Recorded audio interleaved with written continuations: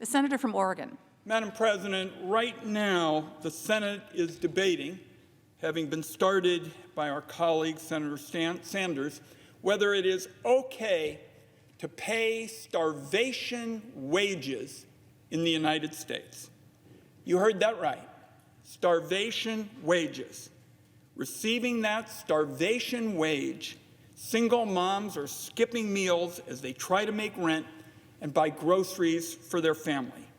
These moms get paid $7.25 an hour, often work 2 jobs and go to bed every night, worried that the next morning is going to bring financial calamity. Senators, is this okay in a country as rich and strong as ours? Here in the United States Senate, nobody's got to worry where their next meal is coming from, but that's an everyday struggle for too many families across the land. Senators, let us think about those who are hurting as the vote on the Sanders minimum wage amendment approaches.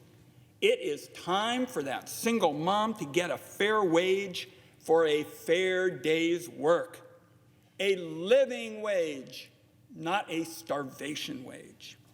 There has never been a stronger case for a $15 minimum wage than there is right now during the pandemic.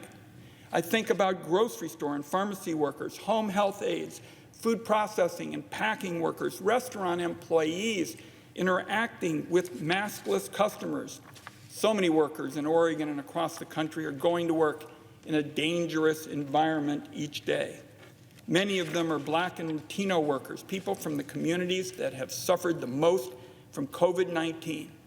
They've kept our country going through the last year. I've heard a whole lot of members of the Senate, Democratic and Republican, talk about those workers as heroes of the pandemic. So the question is, will the Senate stand up and give those heroes of the pandemic the raise they deserve, the raise they've waited for 12 years? There are 30 million Americans who earn less than $15 an hour. It would be closer to 40 million if not for the fact that the coronavirus put so many Americans out of work. That is just immoral and unacceptable. Now, if you want to see inequality baked into the law, just look at how the country treats its lowest income workers compared to those at the top.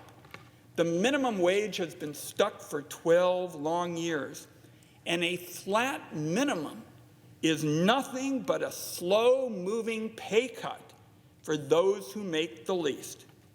A minimum wage worker cannot afford the average rent in any state in America, not one that doesn't account for utilities and food and gas and car payments and medical bills, school supplies. Here's the fact. Living is expensive for the poor in America. Meanwhile, the most well-to-do keep winning with their investments in the stock market. The entire tax code is rigged to favor the income of billionaires over the income of wage-earning families. Republicans passed a $2 trillion Trump tax law promising trickle-down benefits. Been talking about that for decades, even though those magical benefits never actually trickled down.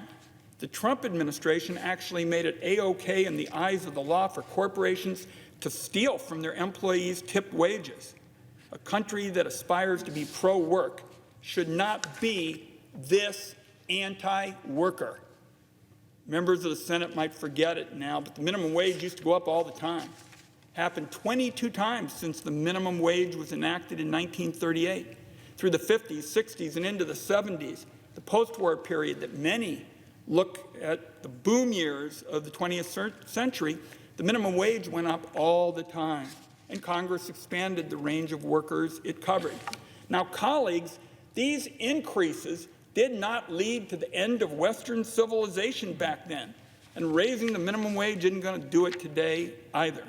That's because, and folks might want to sit down when I say this, it's good for everybody when there are fewer poor people in America. This is the longest the Congress has gone without raising the minimum wage since its origin. In recent years, the grassroots movement has picked up the slack and made a lot of progress in cities and states all over the country, including my home state of Oregon. But the Congress cannot wait any longer. The powerful can pull the levers around here in a hurry, and they get more than their share of benefits and attention. Right now, the Congress has a chance to actually prove that it's looking after working people, and that means raising the minimum wage to $15 an hour. Every single senator says they want to incentivize hard work. And folks, a living wage does just that. The single mom skipping meals to feed her kids deserves better. The Senate can do better starting today. I appreciate my colleague Senator Sanders leading the effort to raise the wage for years and years. As the chairman of the Senate Finance Committee, I am all in with Senator Sanders on this fight. Senators, support our amendment. Give tens of millions of America's hardworking people a raise.